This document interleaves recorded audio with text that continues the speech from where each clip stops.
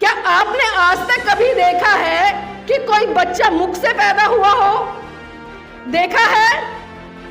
मुख से हमने खकार निकलते देखी है, थूक निकलते देखा है, लेकिन आज तक इतिहास गवाह है कभी भी हमने बच्चा पैदा होते हुए नहीं देखा। भारत देश में ब्रिटिश शासनकाल जोरों पर था और जो ब्राह्मणवादी व्यवस्था के लोग थे, क्योंकि संविधान तो था नहीं उस समय, और वो मनुस्मृति के तहत ही लोगों को दंडित करने का काम कर रहे थे। और जब विलियम जोन्स ने जो मनुस्मृति जो कि संस्कृत में लिखी थी उस इंग्लिश में ट्रांसलेट किया, तो देश में एक तहलका सा मच गया, एक खलबली सी मच गई।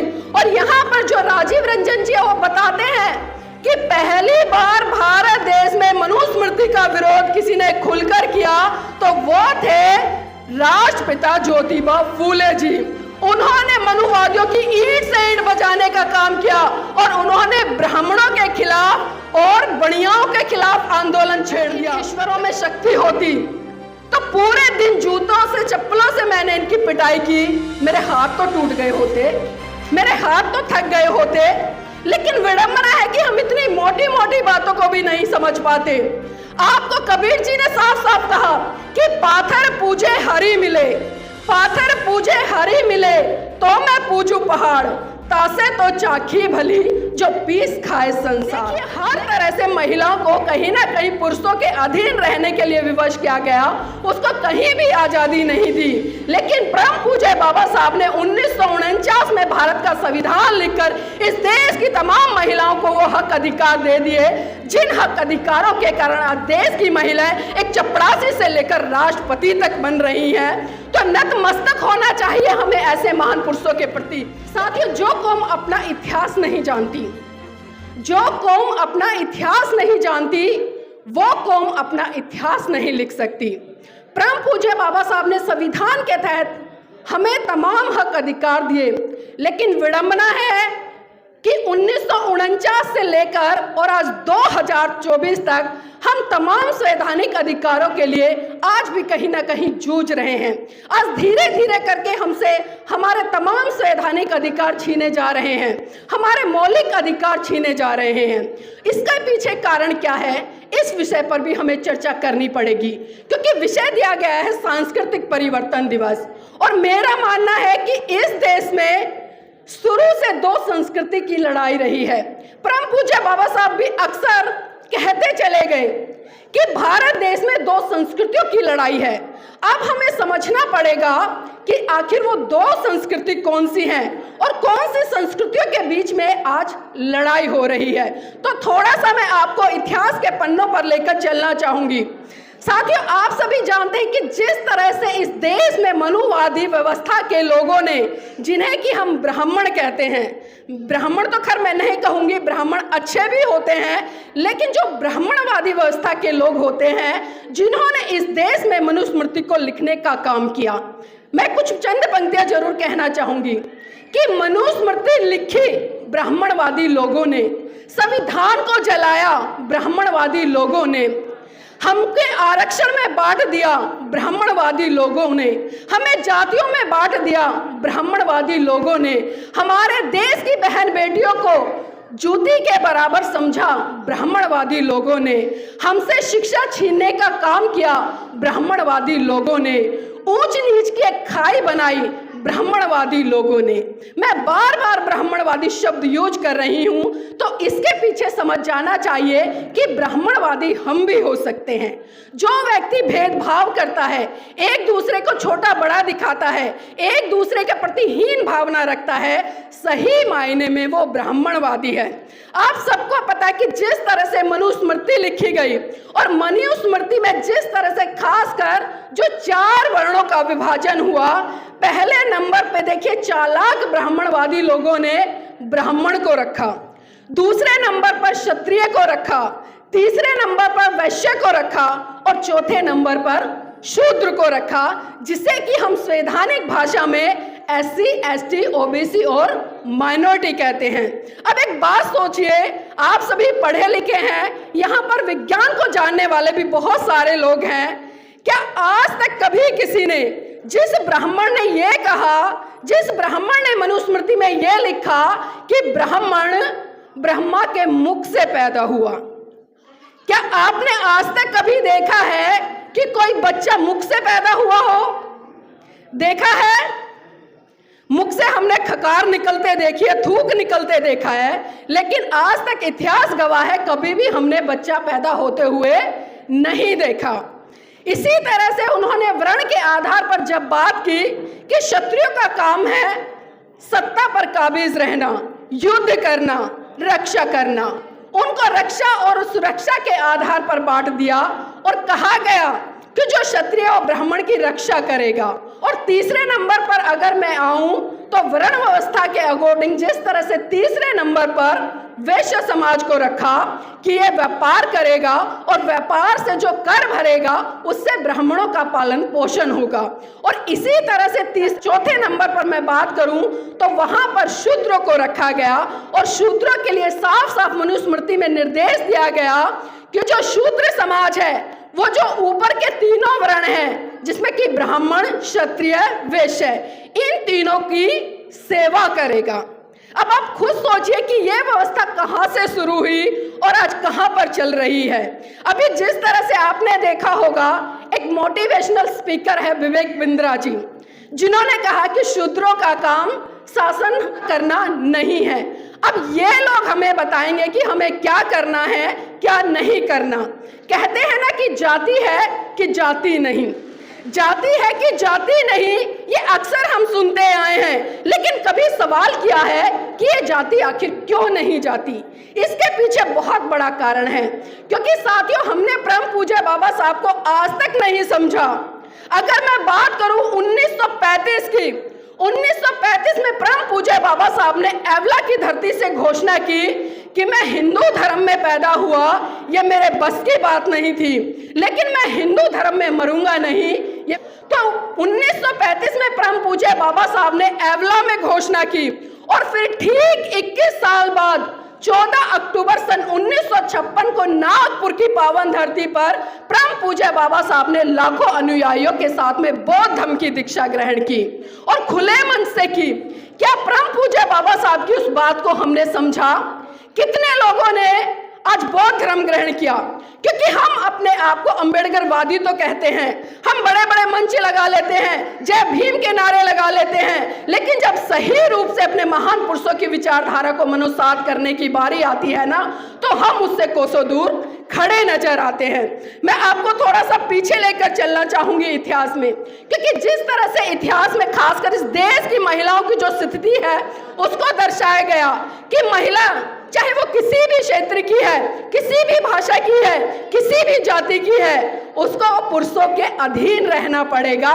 और मनुस्मृति क्या कहती है कि शादी से पहले एक महिला को अपने पिता के अधीन, शादी के बाद अपने पति के अधीन, और जब उसका पति मर जाए तो उसको अपने पुत्र के अधीन रहना पड़ेगा। देखिए हर तरह से महिलाओं को कहीं ना कहीं पुरुषों के अधीन रहने के लिए विवश किया गया, उसको कहीं भी आजादी नहीं दी। लेकिन परम पूज्य बाबा साहब ने 1949 में भारत का संविधान लिखकर इस देश की तमाम महिलाओं को वो हक अधिकार दे दिए, जिन हक अधिकारों के कारण आज देश की महिलाएं एक चपरासी से लेकर राष्ट्रपति तक बन रही हैं। तो नतमस्तक होना चाहिए हमें ऐसे महान पुरुषों के प्रति। आज पेरियार ईवी रामास्वामी जी का परिनिर्वाण हुआ था, कितना महान काम किया था, और जो लोगों के मन में एक धर्म को लेकर डर था, एक ईश्वर को लेकर जो डर था, उस डर को निकालने के लिए पेरियार जी ने एक बहुत बड़ी सभा बुलाई और उस सभा में बहुत बड़ी बड़ी की मूर्तियां लगाई और कई किलोमीटर तक उन्होंने वो रथ यात्रा निकाली और पूरे रास्ते पेरियार जी ने चप्पल लेकर उन मूर्तियों पर चप्पल से स्वागत किया। और जब शाम को उनकी जो यात्रा थी वो खत्म हुई और जब वो मंच पर जनता को संबोधित करने के लिए लौटे तो उन्होंने साफ साफ कहा कि देखिए अगर इन ईश्वरों में शक्ति होती तो पूरे दिन जूतों से चप्पलों से मैंने इनकी पिटाई की, मेरे हाथ तो टूट गए होते, मेरे हाथ तो थक गए होते, लेकिन विडंबना है कि हम इतनी मोटी मोटी बातों को भी नहीं समझ पाते। आपको कबीर जी ने साफ साफ कहा कि पाथर पूजे हरि मिले, पाथर पूजे हरि मिले तो मैं पूजू पहाड़, तासे तो चाखी भली जो पीस खाए संसार। लेकिन आज मैं देख रही हूं मेरे समाज की बहन बेटियां ही नहीं बल्कि मेरे समाज के पुरुष साथी भी कहीं ना कहीं उन पत्थर की मूर्तियों में उलझे रहे हैं। आप कभी सोचते नहीं हैं, सोचते हैं तो बस थोड़ी देर के लिए जो विचार आते हैं उनको छोड़ देते हैं। जिस मूर्ति को एक मूर्तिकार छन्नी से तोड़ तोड़ के उसको घड़ता है, उसको आकृति देता है और फिर वही मूर्ति मंदिर में स्थापित कर दी जाती है। अब एक बात खुद देखिए कि वो मूर्ति बनाने वाला बड़ा हुआ या फिर वो मूर्ति। बताइए मुझे कौन बड़ा हुआ? लेकिन आज 10% लोगों ने हमारे ऊपर अपनी विचारधारा को ऐसे थोप दिया है कि आज हम चाहकर भी उससे बाहर निकल नहीं पा रहे हैं। बात संस्कृति की हो रही है और संस्कृति की बात हो रही है तो मैं बार बार थोड़ा सा पीछे लेकर चल रही हूं आपको। मैं आपको बता दूं, जिस तरह से मनुस्मृति प्रचलन में आई और कब प्रचलन में आई, जब भारत देश में ब्रिटिश शासनकाल जोरों पर था और जो ब्राह्मणवादी व्यवस्था के लोग थे, क्योंकि संविधान तो था नहीं उस समय, और वो मनुस्मृति के तहत ही लोगों को दंडित करने का काम कर रहे थे। और जब विलियम जोन्स ने जो मनुस्मृति जो कि संस्कृत में लिखी थी उसको इंग्लिश में ट्रांसलेट किया तो देश में एक तहलका सा मच गया, एक खलबली सी मच गई। और यहाँ पर जो राजीव रंजन जी है वो बताते हैं कि पहली बार भारत देश में मनुस्मृति का विरोध किसी ने खुलकर किया तो वो थे राष्ट्रपिता ज्योतिबा फूले जी। उन्होंने मनुवादियों की ईंट से ईंट बजाने का काम किया और उन्होंने ब्राह्मणों के खिलाफ और बनियाओं के खिलाफ आंदोलन छेड़ दिया, क्योंकि ब्राह्मण लोग आपके लिए संस्कार सुनिश्चित करते थे और जो दुकान सजाने का काम करते थे वो व्यापारी लोग जो बनिया है वो करते थे। तो बड़े जोर पर इसका विरोध हुआ और धीरे धीरे आते आते जब परम पूज्य बाबा साहब ने इन सभी धर्म ग्रंथों को पढ़ा तो साथियों 25 दिसंबर सन 1927 का वो दिन था जब परम पूज्य बाबा साहब ने महाराष्ट्र के रायपुर में मनुस्मृति को आग के हवाले कर दिया। मैं ये नहीं कहती कि हमें हर बार आग लगाना चाहिए, क्योंकि हमारी संस्कृति बार बार जलाने की नहीं है।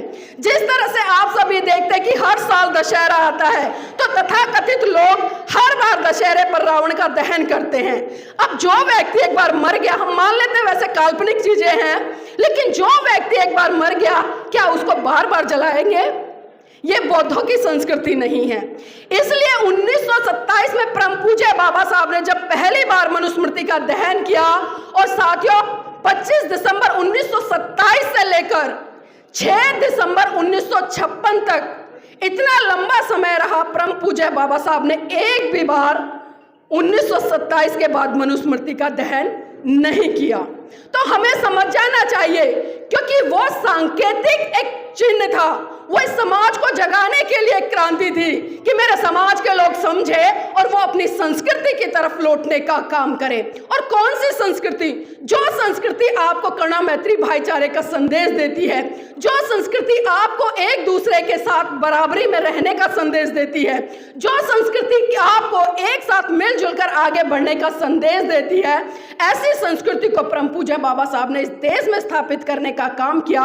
लेकिन विडंबना है कि हम बाबा साहब की जय जयकार तक सीमित रह गए हैं। मैं बहुत सारे लोगों से अक्सर सवाल करती हूं कि कितने लोगों के घरों में बाबा साहब की मूर्तियां लगी हैं। एक बार आप भी हाथ खड़ा कर लीजिए। बहुत खूब। अभी जिस तरह से एक सवाल आया था कि हम बाबा साहब को तो मानते हैं लेकिन बाबा साहब की नहीं मानते। आज भी मैं गारंटी से कह रही हूं, यहां पर बैठे हुए बहुत सारे लोग उसी परंपरा को, उसी संस्कृति को फॉलो करते होंगे जो संस्कृति आज भी कहीं ना कहीं हमें गुलाम बनाकर रख रही है। तो मेरे भाइयों, मेरी बहनों, हमें उस संस्कृति से बाहर निकलना है। अगर सही रूप में हमें अपने महान पुरुषों का सम्मान करना है, उनके प्रति आदर भाव रखना है, तो हमें फिर से उस दिशा में चलना पड़ेगा, फिर से उस मार्ग पे चलना पड़ेगा जिस मार्ग से, जिस गली से ये आवाज आए कि ले अंत मन दीप भव, ले अंत मन दीप भव, मूल मंत्र बने स्वयं के स्वामी, गूंज उठे हर बस्ती से बुद्धं शरणं गच्छामि, धम्मं शरणं गच्छामि, संघं शरणं गच्छामि। लेकिन ये कब होगा? ये कब होगा? जब हम अपने मन को साध लेंगे। तमाम वक्ताओं ने धम्पद की पहली गाथा पर बड़ा जोर दिया कि मनोपुपगमा धम्मा मनोसेठा मनोमया मनसा चैपद उठे न भास्ती वा करोती वा ततो नंग दुखमन वैती चक्कंग व वहतो पदंग। अर्थात मन सभी प्रवृत्तियों का अगवा है।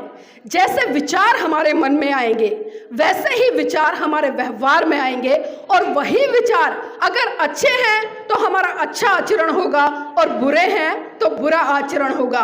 तो इसलिए हर समस्या का समाधान हमारे मन पर है, हमारे चित्त पर है। हम चाहे तो रंक बन जाए, हम चाहे तो राजा बन जाए। तो ये हमें सोचना पड़ेगा कि आखिर हम किस दिशा में काम कर रहे हैं। और अभी बड़ी बहन अर्चना गौतम जी ने जिस तरह से, क्योंकि संस्कृति की बात की, संस्कृति में बहुत सारी चीजें आती हैं और मनुस्मृति में साफ साफ लिखा है कि अगर किसी समाज को गुलाम बनाना है तो सबसे पहले उस समाज की महिलाओं को धार्मिक कर्मकांडों में झोंक दो, आपका पूरा काम हो जाएगा, कुछ करने की जरूरत नहीं है। और आज वही चीजें हम देख रहे हैं कि इस देश में जिस तरह से धार्मिक कांड चरम पर है, आए दिन महिलाओं के लिए कोई ना कोई तीज त्योहार व्रत गढ़ दिए जाते हैं, बहुत सारी परंपराएं गढ़ दी जाती हैं, लेकिन कभी महिलाएं सोचने का काम ही नहीं करती हैं कि आखिर इन परंपराओं से हमारा क्या फायदा होगा। बहन ने करवा चौथ व्रत की बात की, बहन ने चूड़ियों की बात की, मंगलसूत्र की बात की, मांग में सिंदूर की बात की। संस्कृति में प्रतीकों का एक अपना महत्व होता है। बहन ने कहा कि चूड़ियां पहननी है तो सोने की पहन लो, लेकिन बहन मैं क्षमा चाहूंगी, मैं आपकी बात से बिल्कुल भी सहमत नहीं हूं, क्योंकि बाबा साहब ने कहा है कि चाहे बेड़ियां सोने की ही क्यों ना हो, गुलामी गुलामी होती है। गुलामी गुलामी होती है, तो हमें इस गुलामी से बाहर निकलना पड़ेगा। और आप सबने स्कूल में, कॉलेज में एक कहावत पढ़ी होगी, चूड़ियां किसका प्रतीक होती हैं? किसका प्रतीक होती है चूड़ियां? कायरता का। कायरता मतलब कमजोरी, डरपोक। तो क्या मेरे समाज की बहनें डरपोक हैं? जिन्होंने चूड़ियां पहन रखी, मैं उनसे बात कर रही हूं, क्या वो डरपोक हैं? क्या वो कायर हैं? अभी थोड़ी सी डरपोक हैं। देखिए, हमें परंपराओं का त्याग करना पड़ेगा। और कौन सी परंपराएं जो महिलाओं को लगातार मानसिक रूप से, शारीरिक रूप से भी गुलाम बनाने का काम करती हों। समय बहुत हो गया, बहुत सारे लोगों को भूख लगी है, मैं आगे अपने वक्तव्य को नहीं रखना चाहूँगी, क्योंकि मैं देख रही हूँ चेहरे सबके भूख से थोड़े परेशान हैं। तो बस मैं उन लोगों के लिए कुछ पंक्तियाँ जरूर कहना चाहूँगी जो आज भी कहीं ना कहीं मनुस्मृति के समर्थन में है, और जो आज भी ये सोचते हैं कि महिलाएं पुरुषों की जूती की नोक के बराबर हैं। तो वो लोग कान खोल कर सुन लें। ना अबला हूं ना बेचारी हूं, ना अबला हूं ना बेचारी हूं, मैं आज के युग की नारी हूं। कम करके मुझको मत आगो, मैं सो पुरुषों पे अकेली भारी हूं। मैं आज के युग की नारी हूं, मैं आज के युग की नारी हूं।